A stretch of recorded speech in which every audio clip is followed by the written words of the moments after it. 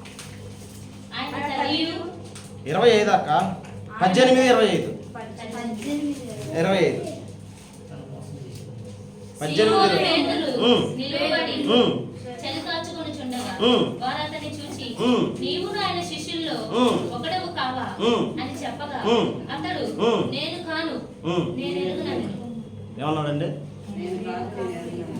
సింపుల్గా ఉందా మీకు? ఏమైనా అర్థమవుతుందా?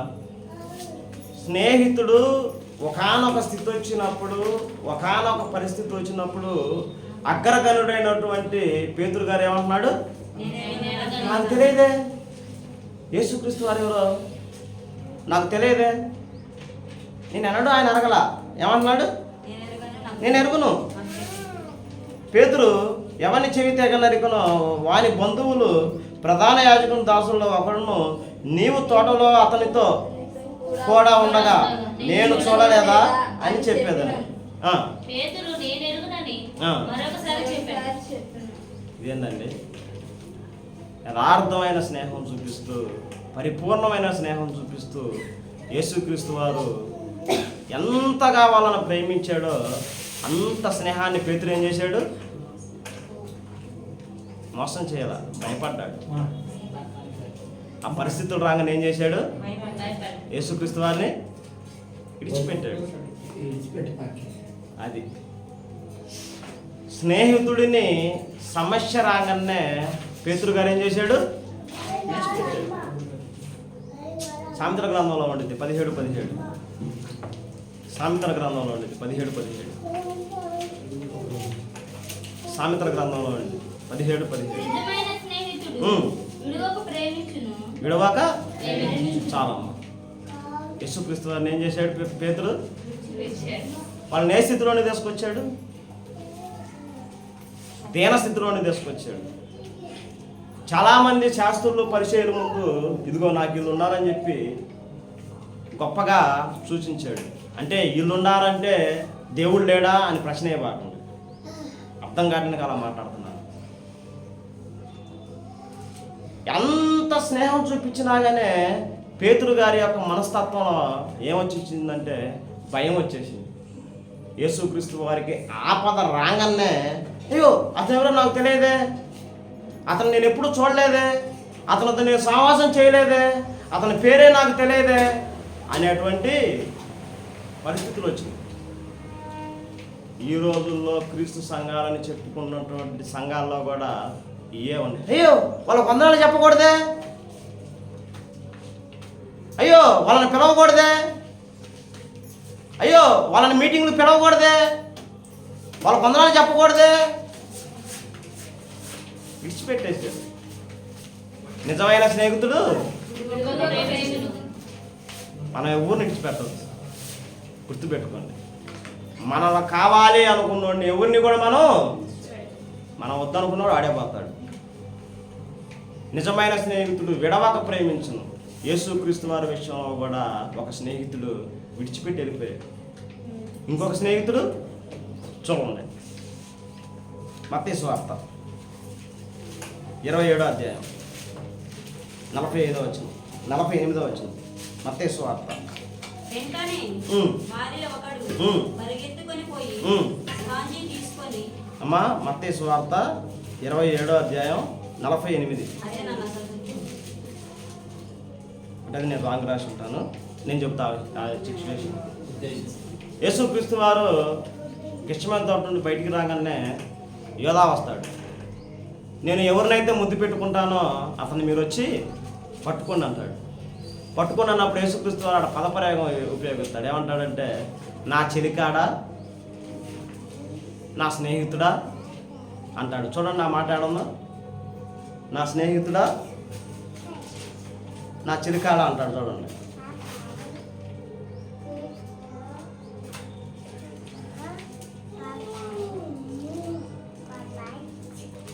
నా స్నేహితుడా, నా చిలికాడ అంటాడు.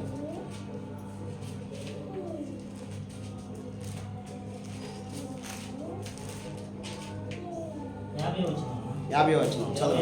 26, 50. యేసు ఉమ్. చెలికాడా ఉమ్. నీవు చేయవలసినది చేయమని ఉమ్. అతనితో చెప్పగా ఏమన్నాడండి? నా స్నేహితుడా, నువ్వు ఏదైతే చేయాలనుకున్నావో అది చెయ్యి. నా ఫ్రెండ్ మై బెస్ట్ ఫ్రెండ్. నువ్వు ఏదైతే ఆలోచించుకున్నావో అది నువ్వు చెయ్యి. ఏందండి ఆ స్నేహం? ఆపదలు వచ్చినప్పుడు స్నేహితుడంట విడవక ప్రేమించినంట. విడిచిపెట్టిన వాళ్ళేమో స్నేహితులు, విడవకుండా ప్రేమించి ఆయనేమో యేసుక్రీస్తు వారు. మనం కూడా అంటాం, అన్నా మనం ప్రేమించినా కానీ పక్క వాళ్ళు మనం ప్రేమించరన్నా, మన ప్రేమను దుర్వినియోగపరుస్తారన్నా, మనం ప్రేమిస్తే చిన్నచూపు చూస్తారన్నా, నేను ఎంత ప్రేమించినా కానీ వాళ్ళు నన్ను ప్రేమించరన్నా అంటాం. యేసుక్రీస్తు వారు కూడా ఎప్పుడు కూడా అలా అనుకోవాలి.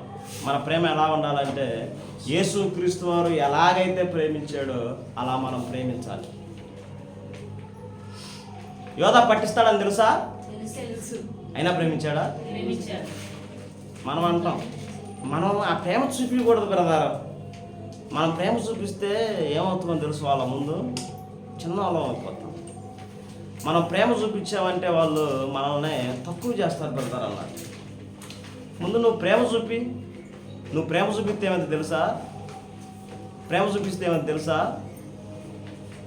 ఎవరైతే అబద్ధం ఆడారో నా స్నేహితుడు కాదు అని, ఎవరైతే నా ఫ్రెండ్ కాదు అని అబద్ధం ఆడాడో ఆ పేతురు ఏమన్నాడు తెలుసా? నన్ను నిలువుగా చిలువేయొద్దు, అడ్డంగా వేయండి అన్నాడు. ఎందుకు? పాపం చేశాడైనా. తన జీవితంలో తను చేసినటువంటి తప్పును పదే పదే పదే పదే గుర్తు చేసుకున్నటువంటి వాళ్ళే భక్తులు. మనమైతే మర్చిపోతాం. నేను చేసిన పాపాన్ని నేను 2 రోజుల్లో మర్చిపోతాను. నేను చేసినటువంటి లోపాన్ని నేను 1 సంవత్సరంలో మర్చిపోతాను. నేను విర్రవీగుతూ ఉంటాను. నన్నెవరు రాపేది? నేనేం చేశా? అదేదో అప్పుడైపోయింది. ఇప్పుడు ఎట్టున్నాను తెలుసా?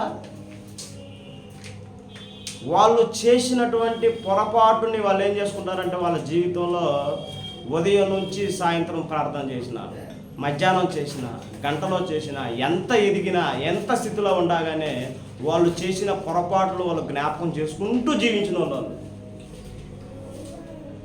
నన్ను అడ్డంగా అయ్యండి సిలువ, ఎందుకంటే నా స్నేహితుడికి నేను అన్యాయం చేశా. నా స్నేహితుడు ఆపదలో ఉండి నేను నిలబడలా.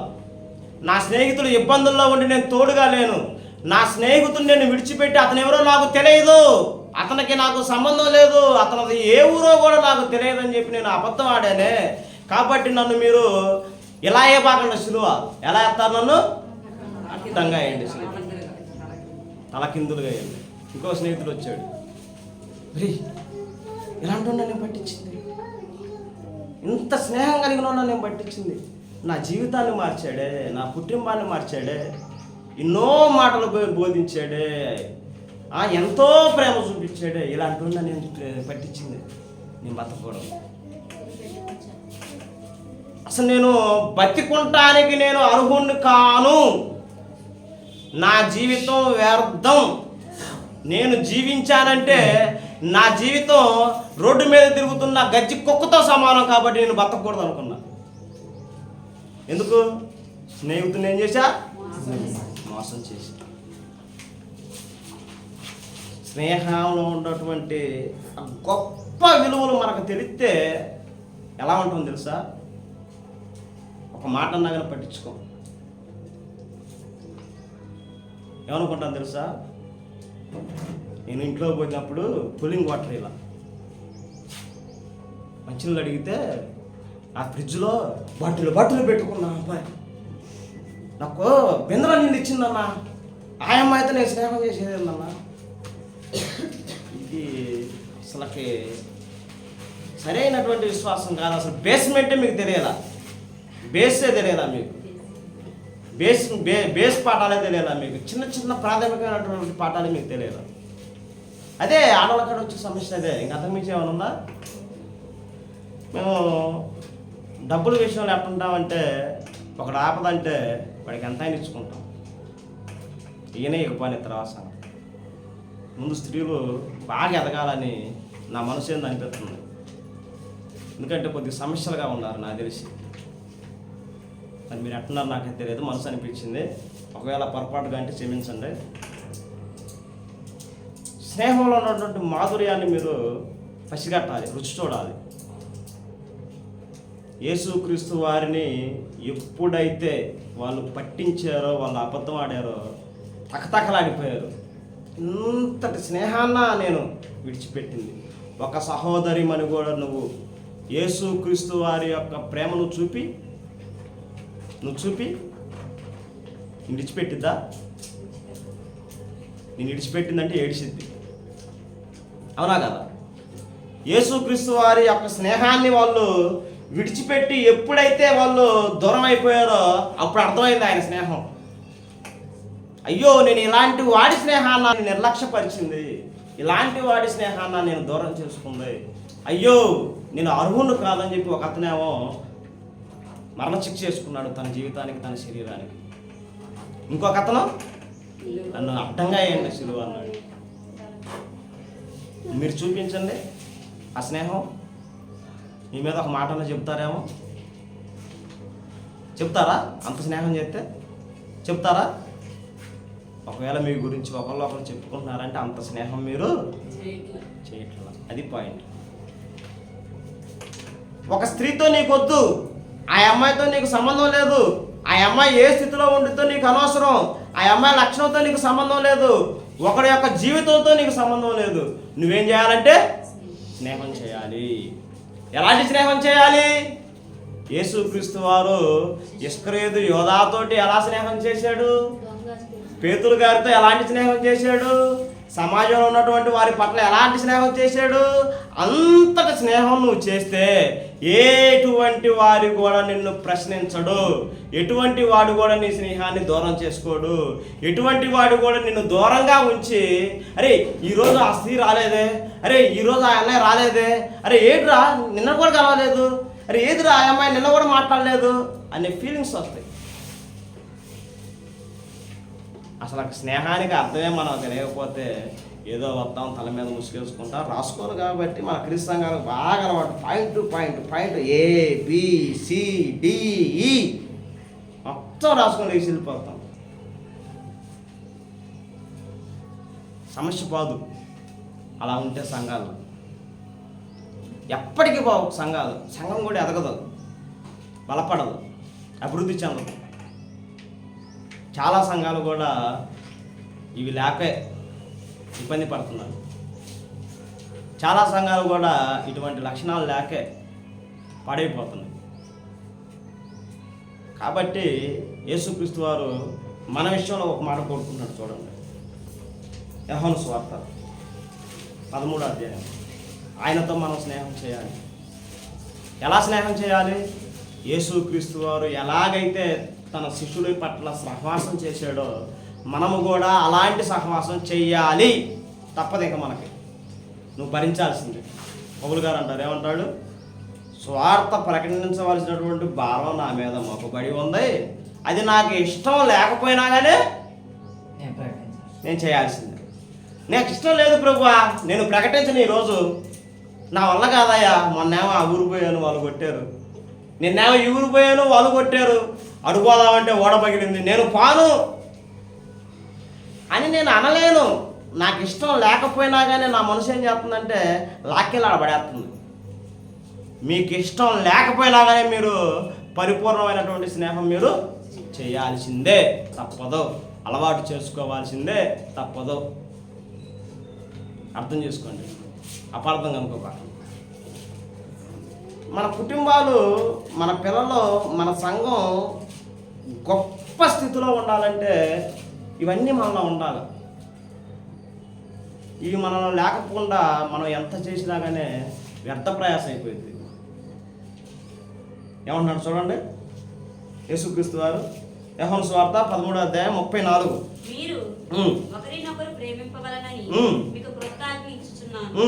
నేను మిమ్మల్ని ప్రేమించినట్టే మీరును ఒకరినొకరు ప్రేమింపవలెను. మీరు ఒకని ఎడల ఒకడు ప్రేమ గలవారైన ఎడల దీనిని బట్టి మీరు నా శిష్యులని అందరూ తెలుసుకుందురని. మీరు నేను ఇచ్చే ఆజ్ఞలను మీరు పాటిస్తూ జీవిస్తూ ఉంటే మీరు నాకేమవుతారు? శిష్యుడు అనబాకండి, స్నేహితులు అనండి.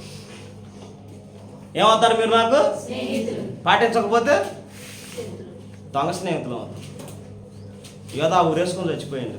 మనలో అన్నీ ఉంటాయి, కాకపోతే మనం ఎప్పుడు ఊరేసుకున్నాం. యోధా ఒక్కసారి చచ్చిపోయి పాపం మేలు చేసింది, అవునా కదా? మనకంటే యోధా మంచోడా కాదా? మామూలుగా సరదాగా మనం ప్రేమించం, అయినా కానీ ప్రార్థన పడతాం. మనం పరిపూర్ణమైన సహవాసం చేయం, అయినా కానీ ప్రార్థిస్తాం. స్నేహానికి ఉన్నటువంటి అర్థం మనకు తెలియదు, అయినా కానీ జీవితం. ఒకరినొకరిలో ప్రేమించుకునేటువంటి తత్వం మనం ఎప్పుడో కోల్పోయాం, అయినా కానీ బరీగిదిలో చావలిస్తూ ఉంటాం.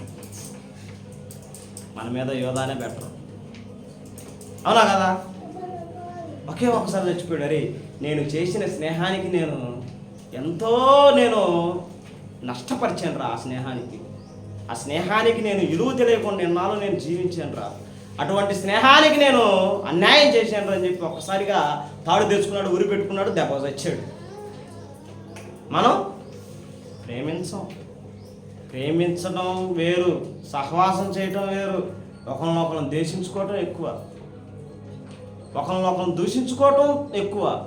ఒకరి పట్ల ఒకరి స్నేహభావం అసలు కానరాదు మనకి.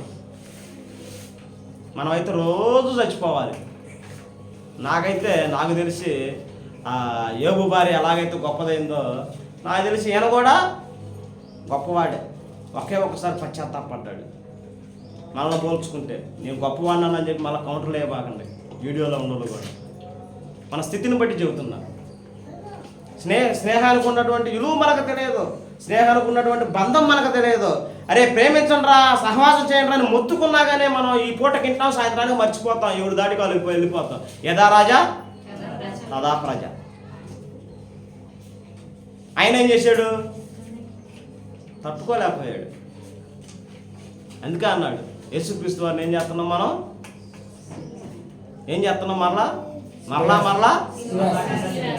మరలా వాడెవడో 12 మేకులు 3 మేకులు తీసుకొచ్చి అరిచేతిలో పెట్టి సెంటర్లో పెట్టి కొడితే నెత్తులు చెందినట్టు వాడి చేతిలో లేదు ఇప్పుడు సుత్తి, మన చేతిలో ఉంది సుత్తి. ఆ రంగుల మేకు తీసుకొచ్చుకొని దేవుడు ఆజ్ఞ ప్రకారం పాటించినటువంటి మీరు ఎవరైనా సరే ఆయన చెయ్యి ఇలా పెట్టి సుత్తి తీసుకొని కొడితే అబ్బో 3 దెబ్బలకు 4 దెబ్బలు దిగుతుందంట. బతకనంలో చేసేటువంటి పని అది. నేనైనా మీరైనా సరే ఈ చేతిలోనేమో 4 అంగుళాల మేకు, ఈ చేతిలోనేమో 4 అంగుళాల మేకు. కాళ్ళలోకి వస్తే 2 కాళ్ళు ఒకదాని మీద ఒకటి పెడతారు కదా. ఎన్ని అంగుళాలు? 2 6 8 అంగుళాల మేకు. ఈ ముద్దులోనే ఆ ముద్దులోకి రావాలి. కొట్టేది ఎవరు? మనమే.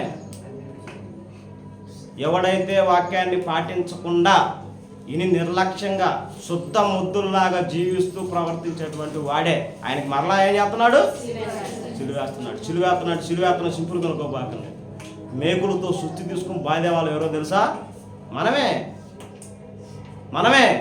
ఆయన మాట ప్రకారం జీవించని మనమే ఆయన సిలువేసేది. ఆయన లక్షణాలు మన కుటుంబంలో లేకుండా జీవించడమే ఆయన మనం సిలువేసేది. పరిపూర్ణటువంటి సహవాసం చేయకుండానే మనం ఆయన సిలువేసేది. స్నేహానికి ఉన్నటువంటి అర్థం తెలియకుండా జీవిస్తూనే మనం ఆయన ఏం చేస్తున్నామంటే సిలువేస్తున్నాం. ఇంకొక మాట చూసుకొని ముగించుకున్నాం. చివరి హెచ్చరిక మాట ఇంతతో ముగించుకుందాం. యాకోబు రాసిన పత్రిక 4వ అధ్యాయం 4వ వచనం. యాకోబు రాసిన పత్రిక 4వ అధ్యాయం. వ్యభిచారులు రాలా. చాలా ఆల్రెడీ మనం దేవుడితో సహవాసం చేయకుండా ఈ లోకులతో సహవాసం చేస్తున్నామంట. ఒక ఫ్రెండ్ ఉన్నాడు మనకి, వాడేమో భలే మంచోడు. నేత్రానందం వాడుతూ ఉంటే శరీరానందం ఇంకా ఏముంటాయి ఇవన్నీ మనకు భలే తెలుస్తాయి. లోకంలో ఉన్నాయి. ఈ లోక స్నేహం దేవునికి భయం. మనం ఆల్రెడీ యేసుక్రీస్తు వారి యొక్క చెయ్యిని విడిచిపెట్టి ఇంకొకటి చేయి పట్టుకున్నాం కనుక ఆయనతో మన సహవాసం చేయలేకపోతున్నాం. స్నేహితులు 10 మంది ఉండగానే వాళ్ళలో బెస్ట్ ఫ్రెండే ఉండేది. మీ కాలేజీల్లో కానీ స్కూళ్ళల్లో కానీ మీకేమోగానే నాకైతే బెస్ట్ ఫ్రెండే ఉండేవాడు. బెస్ట్ ఫ్రెండ్ అంటే 10 మందికి ఫోన్ చేసి అరే అడకరా, అరే ఎడకరా అనరా, ఒకడికే చేస్తాడు. ఎవడున్నావురా, డ్రింక్ తాగుతారా అని. ఎవరాడు? Best friend. మనము దేవునితో సహవాసం చేయలేకపోతున్నామంటే ఆల్రెడీ మనకి ఎవడో ఫ్రెండ్ ఉన్నాడు. వాడు ఎవడంట? లోకం, లోకాశలు, శరీరాశలు, నేత్రాశలు, జీవపు డమ్మం, కుళ్ళు, కుతంత్రం, దేశం, అసూయ, కచ్చ, కలహం, విమతములు, మత్సరములు, డంబం, ఉప్పొంగటం, ఇవన్నీ కూడా ఏంటి అంటే మనకి బెస్ట్ ఫ్రెండ్స్. వీళ్ళల్లో ఒకడు బెస్ట్ ఫ్రెండ్స్, మిగతా వాళ్ళందరూ కూడా చిన్న చిన్న ఫ్రెండ్స్. ఎప్పుడైతే వీళ్ళకి మనం సెండ్ ఆఫ్ ఇచ్చి పోరా, నువ్వు పెద్ద దుర్మార్గుడు రా, ఇన్నాళ్ళు నన్ను బస్టు పట్టించావు, నా కుటుంబానికి నన్ను అన్యాయం చేసావు, నా భార్య కాడ నాకు సాక్ష్యం లేకుండా చేసావు, నా పిల్లల కాడ నాకు సాక్ష్యం లేకుండా చేసావు, నా ఊర్లో నాకు నెమ్మది లేకుండా చేసావు, పోరా రే పో అని చెప్పి నువ్వు ఎప్పుడైతే వాడిని దేశించుకుంటావో నీకు యేసుక్రీస్తు అనేటువంటి బెస్ట్ ఫ్రెండ్ దొరుకుతాడు. ఆయనతో స్నేహం చేస్తే ఎట్లుంటుంది తెలుసా? చాలా అనుభూతులు ఉంటాయి, చాలా అనుభూతులు ఉంటాయి. అది ఒక్కొక్కటి మనం మనసులో పెట్టుకుంటే, ఇందాక చెప్పుకున్నాం మనం గుండాయన గురించి, ఆ స్థితి వచ్చింది మనకి. ఇంకా ఆయన ఎవరు కదిలించలేరు. ఆ వ్యక్తిని ఎంతటి బంగారపు కొట్టోడు వచ్చినా కానీ వాడిని ఏం చేయడు, కదిలించలేడు. అతని స్థితి ఏది? చిన్న స్థితి నుంచి ఏమయ్యాడంటే పెద్ద స్థితికి వచ్చాడు. పెద్ద స్థితికి వచ్చినటువంటి వాడిని ఏది కదిలించలేదు.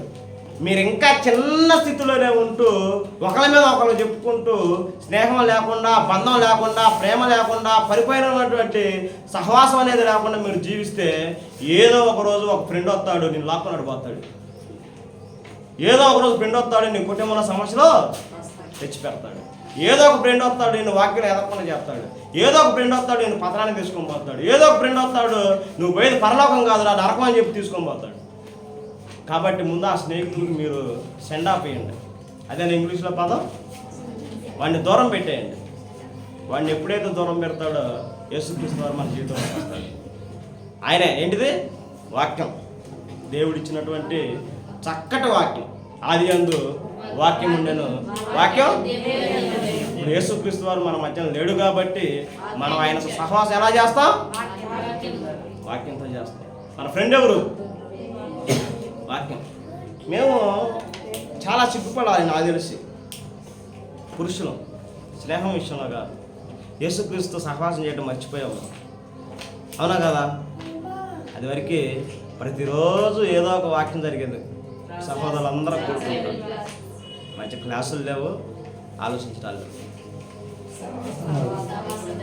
స్నేహితుడిని విడిచిపెట్టాం, జాగ్రత్త, పట్టేసిద్ది మనల్ని. ఎవడో ఒకడు వస్తాడు, వాడు ఎటు నుండి వస్తాడో తెలియదు. వాడికి మనం ఫ్రెండ్ అయ్యామనుకోండి, ఇప్పుడు వాడికి స్నేహితుడు ఎలా ఉన్నాడంటే ఆయనకి మనకి ఒక 6 అంగుళాల దూరంలో ఉన్నాం మనం. ఏది? బెస్ట్ ఫ్రెండ్కి. ఒకవేళ ఇలా దూరం పోయింది అనుకో, ఇంకా 4-5 స్నేహితులు వస్తారు.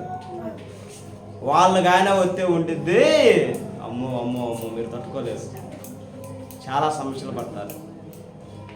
కాబట్టి పురుషులు మనము కూడా అవకాశం ఉన్నంతసేపు వాక్యం విషయాన్ని తర్కించుకుంటూ ఉంటూ, వాక్యాన్ని ఎక్కువ ఆలోచించుకుంటూ, రోజుకు 2 వచనాలన్నా 2 అధ్యాయాలన్నా, స్త్రీ పురుషులు ఎవరైనా సరే మీకు బెస్ట్ ఫ్రెండ్ కావాలంటే రోజుకు ఒక అధ్యాయం చదువుకోండి. చాలా బాగుంటుంది ఆత్మీయంగా. ఉదయం కానీ, సాయంత్రం కానీ, మధ్యాహ్నం కానీ రోజుకు ఒక అధ్యాయం మీరు చదువుకుంటే యేసుక్రీస్తు వారితో మనం ఏం చేస్తున్నట్టు సహవాసం చేస్తున్నారు. పిల్లలకు కూడా చెప్పండి, పిల్లలకు కూడా వాక్యాన్ని నేర్పించండి. ఆయనతో సహవాసం చేసేటట్టు మనం ప్లాన్ చేసుకుందాం. రోజుకు ఒక అధ్యాయం, రోజుకు 2 వచనాలు. అందరూ చదువుకునే వాళ్ళు చేయతండి. చదువు లేని వాళ్ళు,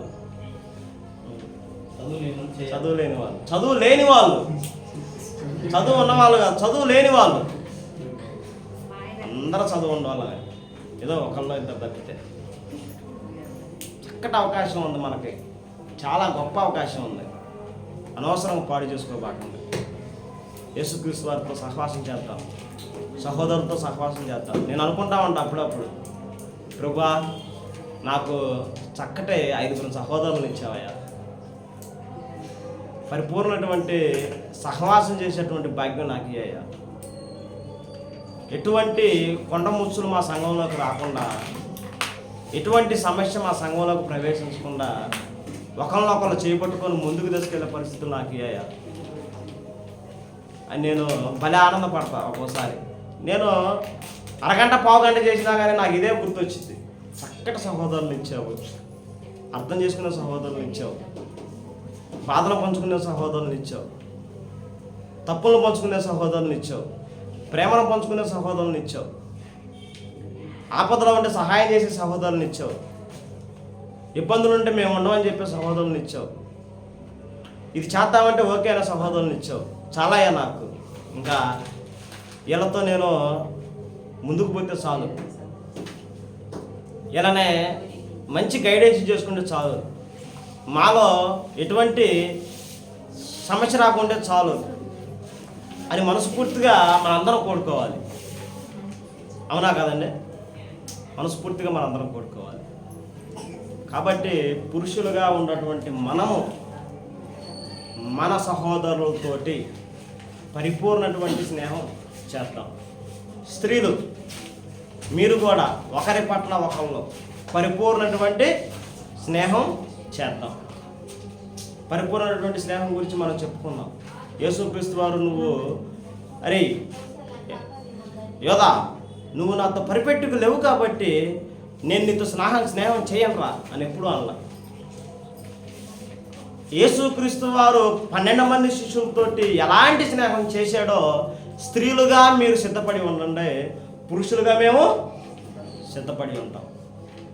ఎందుకంటే అబ్రహాము గారు దేవునితో సహవాసం చేస్తే ఆయన ఒక కొడుకును కొడుకుంటే ఎన్ని ఇస్తా అన్నాడు?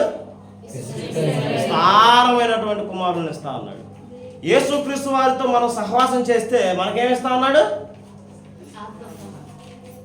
పరలోకం ఇస్తా అన్నాడు, పరలోక రాజ్యం ఇస్తా అన్నాడు. అంతకంటే గొప్పదేముంది? అంతకంటే గొప్పదేముందా? అంతకంటే గొప్పది లేదు. కాబట్టి యేసుక్రీస్తు వారితో మనం స్నేహం చేద్దాం, యేసుక్రీస్తు వారితో పరిపూర్ణమైనటువంటి స్నేహం చేద్దాం, యేసుక్రీస్తు వారితో యథార్థమైన స్నేహం చేద్దాం. ఈ స్నేహం మన సహోదరులతో కలిసి చేసుకుందాం. స్త్రీలుగా మీరు మీ స్త్రీల సమాజంలో ఉన్నటువంటి పరిస్థితులను బట్టి మీరు సహవాసం చేయండి, యథార్థమైన స్నేహం చేయండి, పరిపూర్ణమైన స్నేహం చేయండి, పవిత్రమైనటువంటి ఆలోచనతో మనందరం కూడా జీవిద్దాం. దేవుడు ఈ కొద్ది మాటలో మన సంఘంలో, మన కుటుంబాల్లో, మన హృదయాల్లో ఫలింపజేయాలని ప్రేమపూర్వకంగా మీ అందరినీ కోరుకుంటూ నా యొక్క మాటలు ముగిస్తున్నాను. అందరికీ వందనాలు.